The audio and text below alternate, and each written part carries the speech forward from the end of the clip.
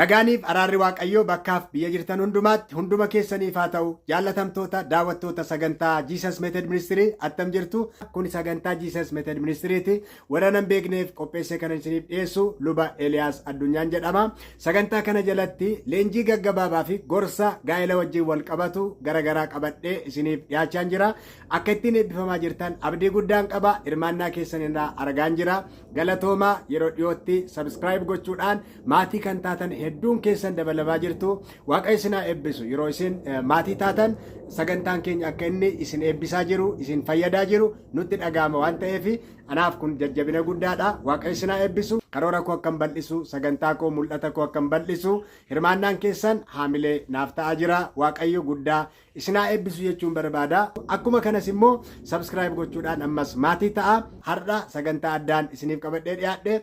Yeroo darbe qo'annaa wal qabatee deemu barumsa guddaa tokko jalqabnee turre. Innis immoo duraa duuba gaa'elaa kan jedhudha jechaadha. Gaa'elli duraa duuba qaba. Kanaaf egaa duraa duuba gaa'elaa kana beekuun immoo gaa'ela milkaa'aa akka nuti qabaannu gochuu keessatti gumaacha guddaa qaba. Torban darbeessa kana waliin ilaallee turre. Duraa duuba gaa'elaa kana keessaa inni jalqaba maali jennee yommuu ilaallu Waaqayyoon dursuu akka ta'e wajjin ilaalleerra. Gaa'elli gaafa hundaa'e eenyutu hundeesse? Dura eenyutu ta'e? Waaqayyotu ta'e. Addaamiif Hewwaan dura walitti hin dhufne. Addaam dura karoora fuudhaan baafate. Waaqayyotu karoora sana karoorse. Dursi kan Waaqayyo ture. Abbaan dura Waaqayyo ture. Kan walitti isaan fide, kan waliif isaan kenne, kan qajeelfama barbaachisu achi keessatti dhaabe Waaqayyo mataasaa ture malee Addaamiif Hewwaan hin turre. Kanaaf har'as gaa'elli yommuu hundaa'u dura ta'uu kan qabu Waaqayyo akka ta'e isa darbe keessatti ilaallee turre. Egaa kutaa lammaffaa keessatti immoo kanan isiniif qabadhee dhiyaadhe har'a Waaqayyoon beekuutti aanee kan dhufu diina gaa'elaa beekuudha. Gaa'elli diina guddaa qaba.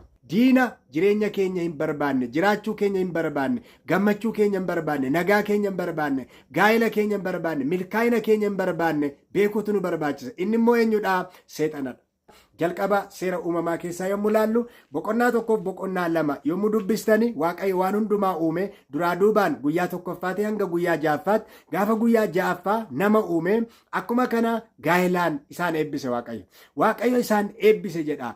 Akka bifa isaatti akka fakkeenya isaatti nama uume dhiiraaf dubartii isaan uume sana booddee maal jedhe jedha horaa baay'adhaa lafa guutaa jedhe isaanis harka jala galfadhaa jedhe isaan eebbiseedha. Kanaaf gaa'elli eebbifamaadha kan jedhuuf sagalee Waaqayyo kanaaf Waaqayyo jalqabatti gaa'ela eebbise. Kennaa inni dhala namaaf kenne inni baay'ee barbaachisaa fi gammachuu dhala namaa isa olaanaa ta'e Waaqayyo kan kenne gaa'ela jechaadha.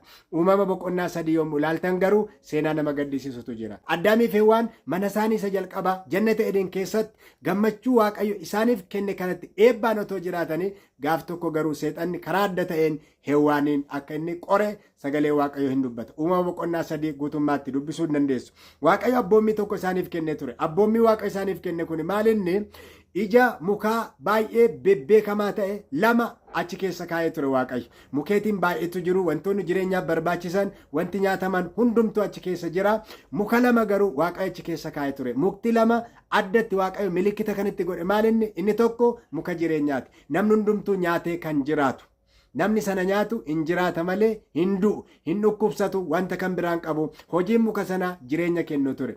Inni lammaffaan immoo muka hamaaf gaarii adda baasee beeksisu jedha. Waaqayyo jalqabumaa qabee hamaan akka dhufu beeka, seexanni akka hammaatu beeka, namni garuu akka inni hammina baru hin barbaanne Waaqayyo. Kanaaf Addaamiif Hewwaan duraan dursee maal jedhee ija muka isa hamaaf gaarii addaan baasu kanarraa hin nyaatinaa, isa yoo nyaattan garuu du'a hin duutu jedhee Waaqayyo jalqaba abboommii kenneefii ture jechaadha. Haa ta'u malee garuu gaaf tokko seexanni bofatti fayyadamee gara Hewwaan dhaqe.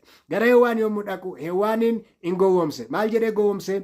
Ija mukaa isa as keessa jiru kan hundumaarraa hin nyaatinaa isiniin jedhee Waaqayyo jennaan lakki akkasumatti nyaachuu dandeenya. Ija mukaa hundumaarraayyuu nyaachuu dandeenya. Garuu isa hamaaf gaarii addaan baasu kana hin nyaatinaa, ittiin bu'inaa, isa yoo nyaattan du'a duutu nuun jedheera jette Hewwaan. Haa ta'u malee seexanni ishee sobe. Maal jedhee? Lakki hin duutani. Hamaaf gaarii adda baastanii beekuu keessaniin akka Waaqayyoo taatu ijji keessan hin banama jedhe. Hewwaan isa kana dhugaa itti fakkaate Waaqayyoon mamtee wanti inni jedhe suni sirriitti fakkaateeti ajaja Waaqayyo abboommii Waaqayyo irra darbite. Hewwaan ija mukichaa nyaattee erga kuttee abbaa manaa isheef geessitee isa wajjiniis immoo erga nyaattee booddee gidduu abbaa manaa fi haadha manaatti maaltu uumame? Garagarummaatu uumame, wal dhabdeetu uumame, wal baqachuutu uumame, wal irraa goruutu uumame, wal himachuutu uumame jechaadha. Walitti qabachuutu dhufe jechaadha. Isheet akkas na godhe, isat akkas na godhe, akkas taanaan malee kan jedhu inni tokko isa tokko irratti ka'u afaan isaanii wal jala darbuutu dhufe jechaadha. Gaa'elli achi keessatti jeeqame. Qullaa walii isaanii argani, sana booddee wal ilaalullee sodaatani, walirraa baqatan, ayyaanni waaqayyo isaan irraa hin ka'e. Kanaaf abaarsi cubbuudhaan dhufe suni gaa'elasii hin rukute jechaadha. Kana hundumaaf sababa kan ta'e jeequmsa biyya lafaa irratti jiru kanaaf, du'aaf akkuma kana dhukkubaaf, waraansa wal'aansoo baay'ee kana hundumaaf madda kan ta'e eenyudha? Seexana jechaadha, cubbuudha jechaadha. Kanaaf egaa bu'aa cubbuu kanaa ta'ee gaa'ellis achi keessatti kan miidhame dhaabbata isa guddaa miidhaan karaa cubbuu isarra ga'edha. Kanaaf egaa gaa'elli seexanaan baay'ee miidhameera. Kanaaf diinni gaa'elaa inni guddaan tokko maalidha? Seexanadha jechaadha. Kanaaf isa kana beekuun baay'ee barbaachisaa. Gaa'ela qofa miti, guutummaatti jireenyi kiristaanaa wal'aansoo keessa akka inni jiraatu sagalee waaqayyo irra deddeebi'ee nutti hima. Isa kana eessaa argachuu dandeenya? Efesoon boqonnaa 6 lakkoofsa 11 hanga 12tti yommuu dubbifnu sagalee waaqayyo akkas jedha. Haxxummaa seexanaatiin mormuu akka dandeessanitti mi'a lolaa isa kan waaqayyo guutummaatti hidhadhaa. Nuyi namoota foon uffata wajjin wal'aansoo wal qabna miti. Garuu humnoota aboo qabanii fi gooftummaa qaban warra bantii waaqaa keessaa biyya lafaa isa dukkana keessa jiru kana seerratan maccaa hafuurota hamminaa warra bantii waaqaa keessa jiraatan wajjin wal'aansoo wal qabneedha. Jireenyi kiristaanaa jireenya wal'aansooti. Wal'aansoon kun immoo eenyu wajjin miti? Fooniif dhiiga wajjiniin miti. Wal'aansoo fooniif dhiigaa otoo hin taane wal'aansoo hafuuraa wajjin wal qabatudha. Wal'aansoo humnoota hafuuraa, humnoota dukkanaa wajjiniin wal qabatu. Warra bantii waaqaa keessa jiran irra lafaa kana kan seerratan, isa dukkana keessa jiru kana kan seerratan humnoota hafuuraa hamminaa wajjiniin wal'aansoo wal qabna jedha. Isaan kun eenyu? Seexana wajjiniin warra gadi kufan samaa irraa hafuurota hamoota ta'anii biyya lafaa kanarratti jeequmsa garaagaraa kaasaa kan jiran isaan kun hafuurota hamminaati jechaadha. Kanaaf egaa isaan kana wajjiniin wal'aansoo wal qabna. Gaa'ellis wal'aansoo kana keessa jira. Maaliif gaa'ela irratti xiyyeeffatu jettanii gaafa yaaddanii, keessumaa gaa'elli akkuma yeroo darbe ilaalle bu'uura maatii waan ta'eef, bu'uura biyyaa waan ta'eef, bu'uura waldaa kiristaanaa waan ta'eef, waaqayyo eebba addaa achi keessa kaayee waan jiruuf eenyummaan waaqayyo gaa'ela keessatti akka mul'atu waaqayyo bifa fakkeenya waaqayyo akka inni ibsuuf gaa'ela waan eebbiseef seexanni isa sana rukutuu barbaada jechaadha. Wal'aansoo kiristaanaa kana keessaa tokko maalidha?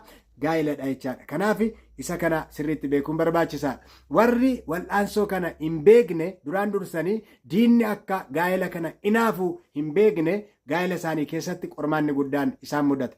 Jabaatanii dhaabachuu dhiisuu danda'u jechaadha. Maaliif diinni nagaa keenya hin jaalatu, gammachuu keenya hin jaalatu, gaa'ela keenya hin jaalatu, eebba keenya hin jaalatu. Kana hundumaa saamuudhaaf maal godhaa? Karaa inni ittiin milkaa'uu danda'u inni guddaan gaa'eladha jechaadha. Kanaaf gaa'elli seexanni baay'ee kan inni jibbu dhaabbata waaqayyo hundeessedha. Kanaaf egaa isa kanarratti dammaquun baay'ee nu barbaachisa. Gaa'ela kana balleessuuf seexanni qajeelfama adda addaatti fayyadama. Kitaaba tokkorraa kanan dubbise yeroo darbee isiniif qoodeera. Ammas baay'ee barbaachisaa waan ta'eef irra deebi'een isinitti himuu barbaada. Gaa'ela kana diiguudhaaf seexanni tooftaa gurguddaa sadiitti fayyadama. Tooftaa gurguddaa sadiitti fayyadama. Akkas jedha. Tokkoffaan gaa'ela diiguu qabnu hundumaa diiguu qabna. Seexanni gara laafina hin qabu. Gaa'ela diiguu barbaada. Yeroo laaltanarraa gaa'elli baay'een diigamaadha. Manni nama baay'ee diigamaadha. Haadhotii baay'eetu qophaa isaanii jiraata. Abbootii baay'eetu qophaa isaanii jiraata. Ijoollee baay'eetu qophaa isaanii jiraata. Sababii diiggaa gaa'elaatiif lubbuun isaanii kan darbe, jireenyi isaanii kan darbe, sammuun isaanii kan darbe hedduutu jira. Kana hundumaa kan hojjetu eenyudha? Seexana. Kanaaf humna isaa fixatee hojjetaa jira. Gaa'ela diiguu qabnu hundumaa diiguu qabna. Yoo kana dadhabne hoo, egaa gaa'ela hunda diiguu yoo dadhabne hoo maal goona? Inni lammaffaan hamma nuuf danda'ametti warri wal fuudhan gammachuuf nagaa akka hin qabaanne taasifna jedha. Kun egaa faallaa yaada waaqayyo. Waaqayyo gaa'ela gaafa dhaabu gaa'elli gammachuu dhala namaaf akka ta'utti, eebbaaf akka ta'utti waaqayyo uume. Kanaaf maal jedha? Inni lammaffaan hamma nuuf danda'ametti warri wal fuudhan gammachuuf nagaa akka hin qabaanne taasisna. Ittaanee kan jiru gaa'elli kiristaanaa kaayyoo dhaabbateef dhugaa ba'iinsa dogoggoraa kan qabaatu taasifna. Keessumaa kiristaanonni isa kanarratti of eeggachuun nu barbaachisa. Seexanni gaa'ela diiguu barbaada. Gaa'elli yoo diigamuu dide garuu maal godhaa? Mana sana keessa nagaan akka hin jiraanne, gammachuun akka hin jiraanne godha. Sanas immoo yoo dadhabe maal godhaa? Gaa'elli kiristaanaa dhugaa ba'iinsa dogoggoraa akka inni qabaatu, kaayyoo waaqayyoo uumeen alatti akka inni dhaabatuuf, akka inni jiraatu taasisa jechaadha. Seexanni tooftaalee kanatti fayyadama. Kana hundumaa yommuu ilaaltan har'a tooftaan kun tooftaa seexanni itti fayyadamaa jiru. Lafa addunyaa keenya irratti kan jiru isuma kanadha. Gaafa ilaaltan manni baay'een diigamee jira. Ijoollee baay'eetu qobaa jira. Haadhotii baay'eetu qobaa jira. Abbootii baay'eetu qobaa jira. Namoota baay'eetu sababii kanaatii fi qabeenya isaanii dhabee, jireenya isaanii dhabee, akkuma kana sammuu isaanii kan dhaban hedduutu jira.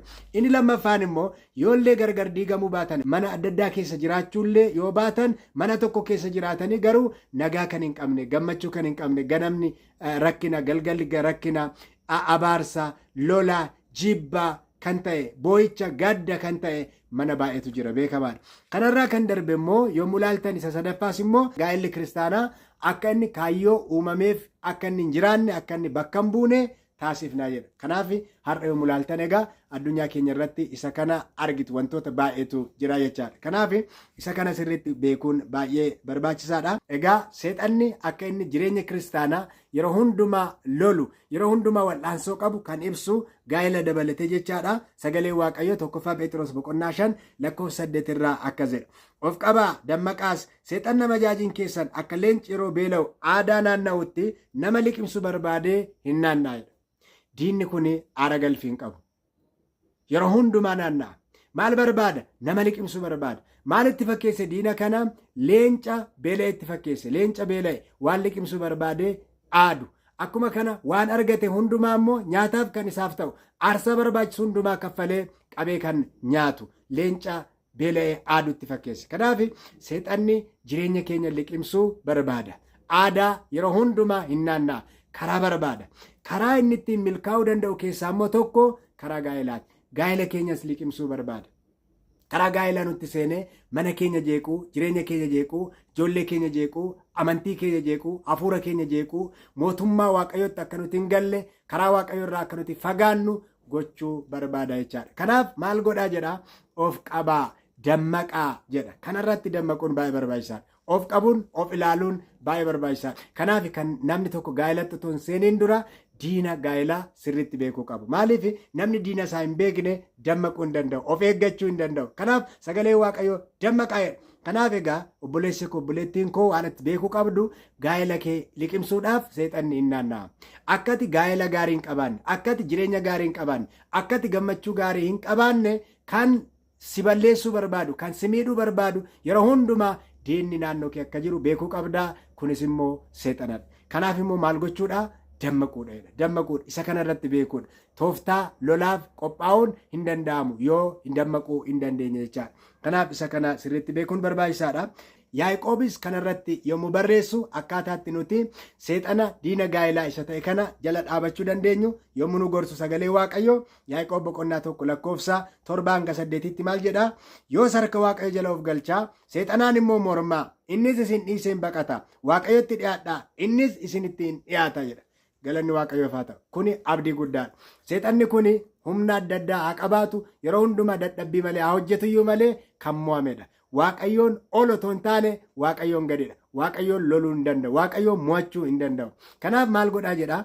Harka Waaqayyo jala of galchaa, seexanaan immoo mormaa jedha. Karaa inni barbaadu, tooftaa inni barbaadu, adeemsa inni barbaadu otoo hin taane karaa Waaqayyo barbaadu goraa. Harka Waaqayyo jala of galchaa, seexanaan immoo mormaa, Waaqayyotti dhiyaadhaa, inni isinitti hin dhiyaataa.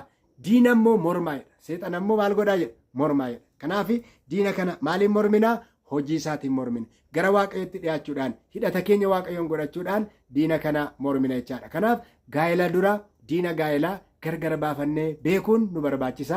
Gara isa hundumaa caalu, isa hundumaa danda'u, isa diina mo'ateetti harka Waaqayyootti jireenya keenya deebifachuun nu barbaachisa.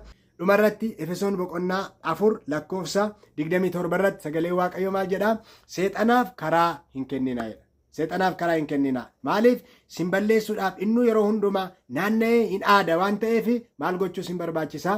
Karaa cufuutu sin barbaachisa. Akka seexanni karaa argatee jireenya keessan itti seenu, gaa'ela keessan itti seenu eeyyamuufiin barbaachisaa miti. Kanaaf duraan dursitanii of eeguun barbaachisaadha jechaadha. Kanaaf egaa gara gaa'ilaatti otoo hin seeniin dura Waaqayyoon beekuun murteessaadha. Waaqayyotti aanee immoo diina gaa'ilaa seexana sirriitti beekuun barbaachisaadha. Tooftaan inni ittiin gaa'ila keenya diiguu balleessuu barbaadu gammachuu achi keessaa argannu nu jalaa saamuu barbaadu beekuun nu barbaachisa. Yoo kana goone maal goona jechuudha, gaa'illi keenyi jabaatee dhaabbachuu danda'a. Yoo kana taasifne gaa'illi keenya akka inni hin sochoone jabaatee akka inni dhaabbachuu danda'u Waaqayyo wajjin taanee irratti hojjechuu dandeenya jechaadha. Kanaaf egaa qabxii kanarraa akkasiin waan baay'ee barattan abdii guddaan qaba.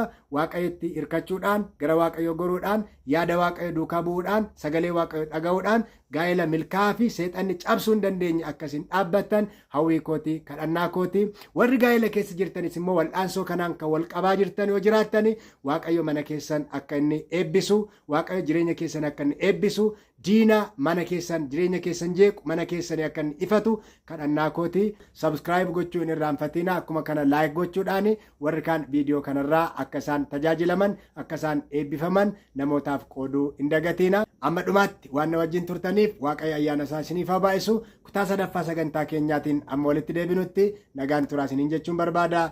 Galatooma.